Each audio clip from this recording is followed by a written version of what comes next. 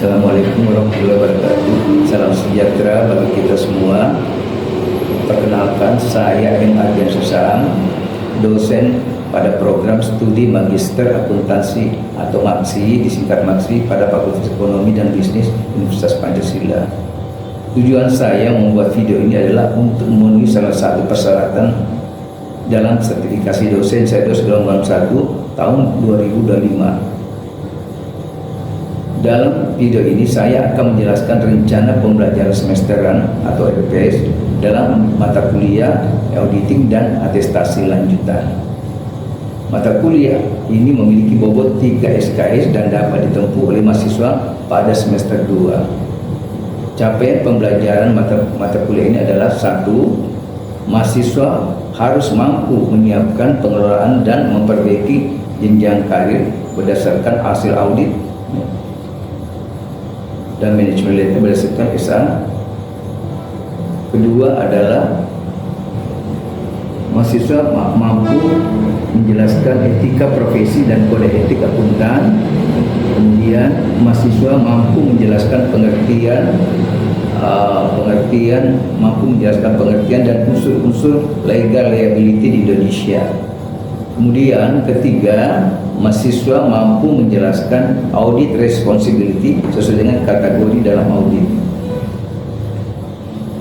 Kemudian selanjutnya adalah mahasiswa mampu membedakan antara audit dan review berdasarkan standar auditing di dalam kurung SA serta menggunakan International Standard Auditing atau ISA. Nah, kemudian selanjutnya adalah mahasiswa mampu membuat laporan audit dan manajemen letter berdasarkan SA 530, SA 260, SA 250 dan SA 200. Mata kuliah ini berfokus pada pentingnya laporan audit atas laporan keuangan ya untuk aktivitas bisnis ataukah transaksi bisnis di Indonesia maupun di luar negeri. Tujuannya adalah untuk mengambil keputusan atau decision making.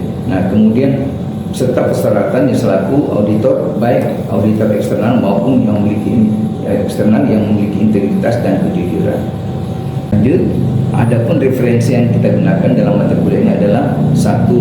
Kita gunakan buku yang ada di dalam diterbitkan oleh Institut Akuntan Publik Indonesia atau IAPI tahun 2021. Kemudian Kode Etik Profesi Akuntan Indonesia oleh IAPI tahun 2001 juga. Kemudian yang kedua adalah International Financial Reporting Standard atau IFRS. Ketiga, Standar Profesional Akuntan Publik atau SPAP.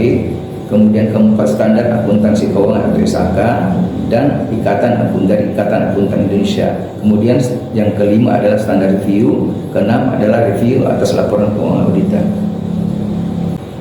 Dan Auditing dan Assurance. Komposisi nilai dalam mata kuliah ini adalah: 1.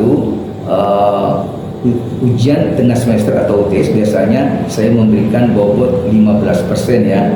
Nah, kemudian ujian tengah semester atau UAS itu adalah 20%. Kemudian hasil proyek itu adalah 35%. Kemudian keempat adalah aktivitas dan partisipasi adalah 20%. Biasanya dalam bentuk diskusi ini. Kemudian tugas yang biasanya terstruktur itu adalah 10%. Nah, inilah jadi komposisinya secara menyeluruh adalah 100%. Oke. Dalam komposisi tersebut, bentuk pelajaran yang saya lakukan adalah secara daring atau online ya. Metode pembelajaran yang saya terapkan mencakup ceramah interaktif. Kita bisa saling berdiskusi, saling bertanya jawab, saling mendalami materi yang kita sedang bahas ya. Nah, kemudian yang selanjutnya adalah diskusi online. Kemudian selanjutnya adalah presentasi proyek melalui platform daring serta aktivitas partisipatif melalui forum kelas. Biasanya saya bentuk kelasnya ada 2. Kalau kelasnya kecil, maka saya biasanya membagi menjadi hanya 2 kelompok. Masing-masing kelompok itu ada namanya ketua kelompok atau ketua tim. Kemudian selanjutnya yang lain adalah anggota. Nah, ketua inilah yang akan nanti mengatur supaya dia akan mendistribusikan apa sih tugas-tugas daripada kelompok tersebut. Nah, ini biasanya khususnya pada kasus-kasus yang saya jadikan sebagai PR saudaranya dalam pembahasan tersebut. Baik, teman-teman saudara sekalian, Pada sesi kali ini saya akan menyampaikan pengantar materi mata kuliah auditing dan administrasi lanjutan dengan materi perkuliahan, yaitu bagaimana struktur kantor akuntan publik Indonesia dan akuntan publiknya sendiri.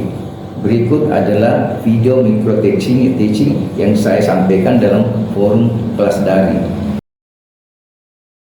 Bagaimana sih struktur kantor akuntan publik atau kantor akuntan publik di Indonesia ya? Dan saya tidak tahu mungkin di dunia ya. Untuk saya hari ini menjelaskan mengenai bagaimana sih struktur kantor akuntan publik atau kantor akuntan publik di Indonesia ya. Dan saya tidak tahu mungkin di dunia ya, mungkin, tapi strukturnya sih berbeda-beda tergantung kepada besaran kantor akuntannya ya. Nah, kali ini saya berikan gambaran kantor akuntan yang sederhana ya.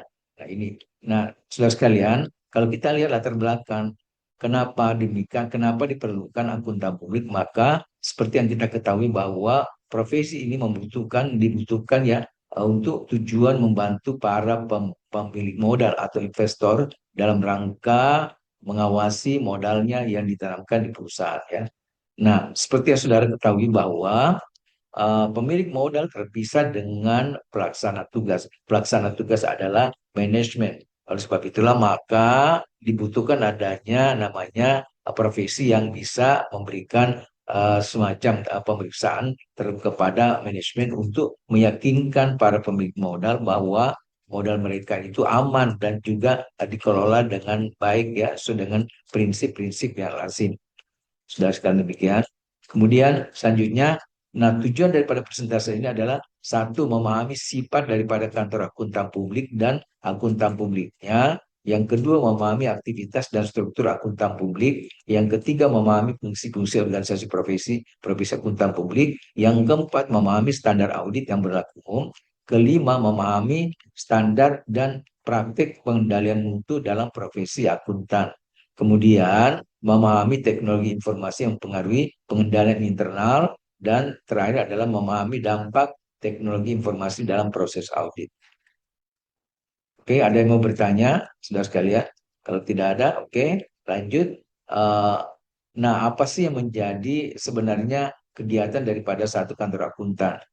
Satu, melakukan pemeriksaan laporan keuangan disusun oleh klien, kemudian menawarkan bantuan jasa akuntansi dan manajemen jika diminta untuk membantu menyempurnakan laporan keuangan yang akan diminta dalam periode yang akan datang. Kemudian kedua adalah membantu dalam hal konsultasi dalam penyusunan laporan keuangan oleh suatu unit organisasi atau perusahaan untuk keperluan perpajakan dan perkreditan. Kemudian menyusun suatu metode akuntansi yang sesuai dengan suatu bidang aktivitas unit organisasi yang bersangkutan. Kemudian selanjutnya adalah menyusun laporan keuangan yang digunakan untuk tujuan studi kelayakan dalam rangka melakukan permintaan kredit di lembaga keuangan. Kemudian yang terakhir adalah diperlukan jasa-jasa lainnya yang mungkin diminta oleh setiap organisasi profesi. Yang penting dia selalu berpegang teguh kepada sifat independensi atau tidak memihak kepada siapapun juga. Oke. Nah, sekarang kita masuk ke dalam standar profesi akuntan publik. Seperti yang saudara ketahui bahwa setiap profesi itu memiliki standar. Standar ini adalah semacam buku ya, semacam pegangan bagi setiap profesi, khususnya akuntan publik ini memiliki namanya standar profesional akuntan publik. Standar ini adalah merupakan kumpulan daripada standar audit yang digunakan untuk menjalankan praktik dalam melaksanakan tugas akuntan publik. Profesi akuntan publik sangat penting perannya dalam dunia khususnya ya, dan juga di Indonesia. Maka akuntan publik harus selalu ya berintegritas atau integritas dan juga profesionalisme dalam melaksanakan standar yang dilaksanakan secara konsisten dan juga konsekuen. Kemudian dalam setiap penugasan, akuntan publik harus selalu berpikir secara independen dan menggunakan kemahiran jabatannya secara profesional. Akuntan publik dan KAP akan menghindari tindakan tercela seperti kolusi dengan klien atau menutupi terjadinya kecurangan atau fraud yang sangat merugikan berbagai pihak. Seperti yang saudara ketahui bahwa kantor akuntan publik adalah semacam payung daripada seluruh akuntan publik yang bergabung dalam organisasi itu. Oleh sebab itulah maka diperlukan adanya payung itu. Payung itu sebagai lembaganya atau sebagai organisasinya. Para akuntan publik yang bergabung ini bisa saja dia keluar ataukah dia membuat satu kantor akuntan sendiri. Nah, demikian. Selanjutnya kita lihat sekarang adalah apa sih prinsip-prinsip yang perlu dipahami ketika kita melihat mengenai satu kantor akuntan publik. Satu adalah penetapan tanggung jawab. Kantor akuntan publik dapat menetapkan tanggung jawab kepada personalnya agar dapat melaksanakan kebijakan prosedur pengendalian mutu secara efektif. Kedua adalah komunikasi. Kantor akuntan publik wajib mengkomunikasikan kebijakan dan prosedur pengendalian mutu kepada personalnya, suatu cara yang akan memberikan keyakinan memadai bahwa kebijakan dan prosedur tersebut dapat dipahami. Kemudian ketiga adalah pemantauan. Kantor akuntan publik harus memantau efektivitas sistem pengendalian mutunya. Kebijakan dan prosedur pengendalian mutunya, penetapan tanggung jawab, kemudian komunikasi kebijakan dan prosedurnya. Nah, kemudian selanjutnya adalah kita lihat sekarang aktivitas dan struktur kantor akuntan publik. Apa saja? Yaitu satu, jasa atestasi. Jasa atestasi merupakan salah satu jasa yang diminta kantor akuntan publik dalam kaitan dengan mengeluarkan suatu pernyataan tertulis yang disebut dengan apa hasil daripada sertifikasi itu dalam bentuk apa? Dalam bentuk pernyataan secara independen. Nah, sudah sekalian, seperti yang sudah diketahui bahwa di antaranya jasa-jasa yang diberikan yaitu satu, audit, kedua adalah pemeriksaan, ketiga adalah review, keempat adalah prosedur yang disepakati, agreed upon procedures. Jadi mungkin saudara-saudara sekalian pernah mendengar bahwa namanya prosedur yang disepakati ada ya. Di Indonesia itu dia masuk kategori yang khusus dikhususkan, tapi di luar negeri itu masuk dia dalam rangkaian audit. Jadi ada audit namanya prosedur yang disepakati. Kedua adalah memberikan konsultasi atau penyuluhan perpajakan. Kantor akuntan publik biasanya membantu menyusun surat pemberitahuan pajak dari perusahaan persorangan, baik yang merupakan kliennya atau yang bukan kliennya. Kemudian, ketiga adalah membantu yang memberikan konsultasi manajemen. Jasa yang diberikan pada pemberian saran sederhana mengenai pembenahan sistem akuntansi sampai dengan kesertaan dalam strategi pemasaran, pemanfaatan sistem, instalasi komputer, dan yang akan baik-baik dan seterusnya ya, dan konsultasi asuransi dan sebagainya. Kemudian yang keempat adalah jasa akuntansi serta jasa lain yang relevan.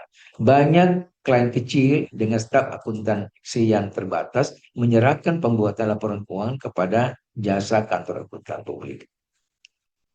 Oke, sekarang kita lanjut dengan struktur organisasi kantor akuntan publik. Seperti yang saudara ketahui bahwa struktur organisasi kantor akuntan publik yang pertama adalah namanya staff unit, staff. Jadi ada namanya orang-orang yang bekerja ya khususnya sebagai staff auditor yang sering membantu para asisten dan juga auditor senior ya.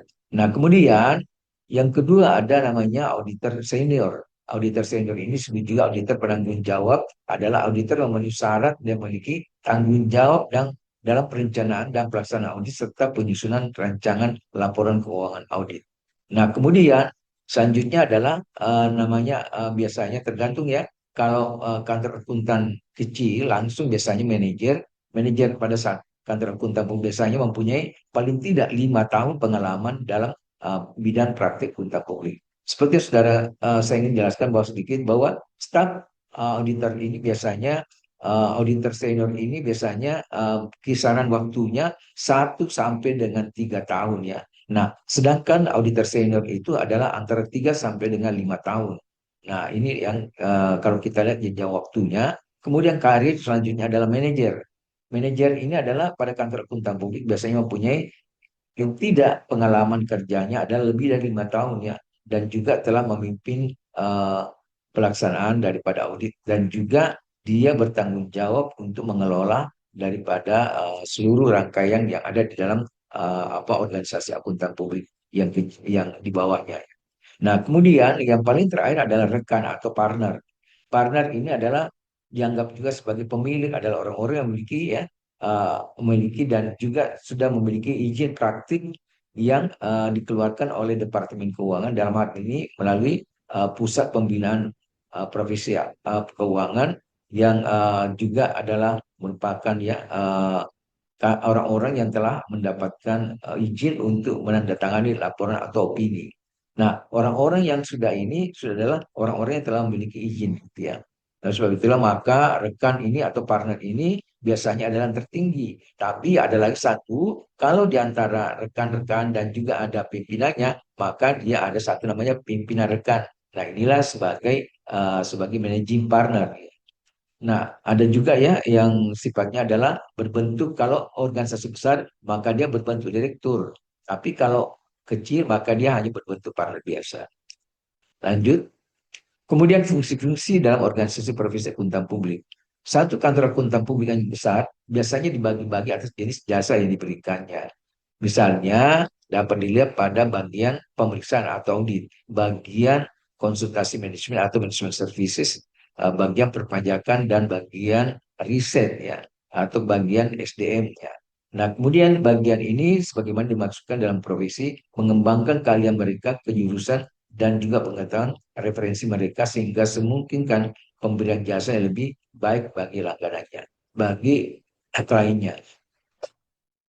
Kemudian selanjutnya kita lihat organisasi sektor swasta, yaitu satu American Institute of Certified Public Accountant adalah organisasi profesi nasional dari kantor akuntan publik di Amerika, yaitu ICPI, yang nyatakan bahwa laporan tahunan misi ICPI adalah bertindak atas nama anggota dan serta organisasi yang mendukung perlu untuk meyakinkan bahwa CPA telah melayani kepentingan publik dan melaksanakan jasa profesi yang bermutu. Kemudian kedua adalah State Society of Certified Public Accountant atau masyarakat CPA bagi negara bagian. Biasanya di Amerika ini ada namanya khusus ya akuntan publik di negara bagian. Tugasnya adalah merupakan bagian kecil daripada ICPI. Nah, negara bagian ini adalah orang-orang yang memang berkecimpung di daerahnya biasanya. Jadi di Amerika itu dibedakan antara pemerintah pusat dan pemerintah yang ada di daerah. Kemudian terakhir adalah Financial Accounting Standard Board (FASB), Dewan Standar Akuntansi Keuangan, yaitu menetapkan standar akuntansi. Di antaranya adalah Governmental Accounting Standard Board atau GASB. Dewan Standar Akuntansi Pemerintahan adalah badan-badan independen yang prinsip, kebijakan, dan penerapan akuntansi yang mengembangkan prinsip-prinsip akuntansi yang berlaku umum atau GAP dan setiap entitas bisnis dan nirlaba, entitas negara, bagian dan lokal. Lanjut. Nah, ini adalah berkaitan dengan kemudian standar audit yang berlaku. Standar audit seperti yang sudah ketahui bahwa ada tiga, yaitu standar umum, kemudian standar pekerjaan lapangan, dan standar pelaporan. Standar umum terdiri dari tiga bagian, yaitu satu, audit harus dilaksanakan oleh seorang atau lebih yang telah memiliki keahlian dan pelatihan teknis yang cukup sebagai auditor. Kedua adalah dalam semua hal yang berhubungan dengan pemeriksaan, perikatan independen dan harus bersikap memiliki sikap mental yang harus dipertahankan oleh auditor. Kemudian, dalam pelaksanaan audit, dalam penyusunan laporan keuangan, auditor wajib menggunakan kemahiran profesionalnya dengan cermat dan seksama. Selanjutnya adalah kita lihat mengenai standar pekerjaan lapangan. Standar pekerjaan lapangan ada tiga. Satu, pekerjaan harus direncanakan sebaik-baiknya dan jika digunakan asisten haruslah disupervisi dengan seksama. Kedua adalah auditor harus memperoleh pemahaman yang cukup mengenai entitas lingkungannya termasuk pengendalian internalnya untuk menilai risiko salah saji material dalam laporan.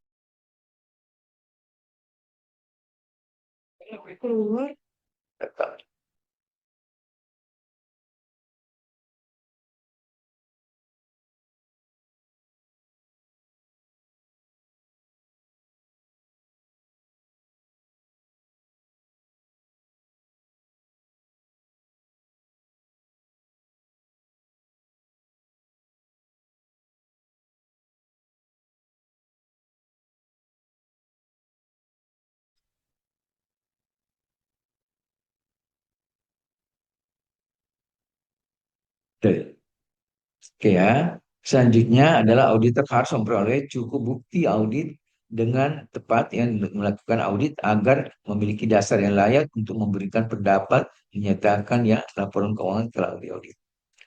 Oke, kita lihat selanjutnya adalah standar pelaporan. Standar pelaporan ada 4, yaitu 1A, auditor dalam laporan auditnya haruslah menyatakan apakah laporan keuangan telah disajikan sesuai dengan prinsip akuntansi yang berlaku.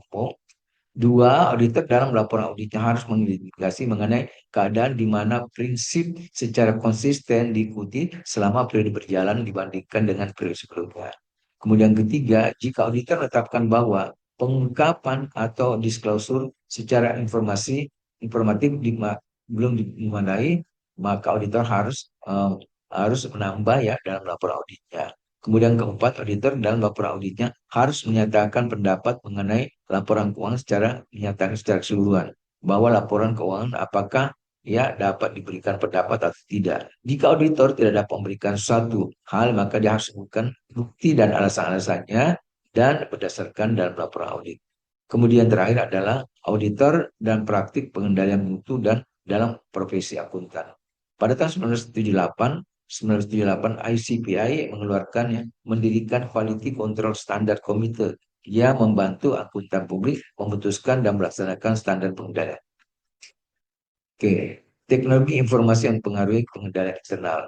Pengendalian internal atau internal control ada suatu proses di mana Dewan Direksi Manajemen dan personel lainnya suatu entitas terancang untuk menyediakan keyakinan yang berkenaan dengan pencapaian tujuan dalam kategori tersebut. 1A, keandalan laporan keuangan. B, kepatuhan terhadap hukum dan peraturan yang berlaku. 3, efektivitas dan efisiensi operasional. Kemudian, pada tahun 1947, ICPI yang berjudul Internal Control menyebutkan fakta dalam faktor berkontribusi terhadap meluasnya pengakuan dan pentingnya pengendalian internal. Yaitu satu, lingkungan atau ukuran bisnis entitas telah menjadi sangat kompleks dan tersebar. Manajemen harus bergantung pada jumlah laporan, analisis, dan juga pengendalian yang efektif. B, pengujian dan penilaian yang melekat dalam sistem pengendalian internal untuk memberikan perlindungan terhadap kelemahan manusia dan juga mengurangi kemungkinan terjadinya ketidakberesan. Kemudian selanjutnya adalah tidak praktis bagi auditor untuk melakukan audit dengan yang atas kebanyakan perusahaan atas kondisi ekonomi tanpa menguntungkan pada sistem pengendalian internal kita. Kemudian D adalah pemantauan merupakan satu proses menilai kualitas kerja pengendalian. Kira teman-teman sekalian, inilah gambaran daripada struktur kantor akuntan.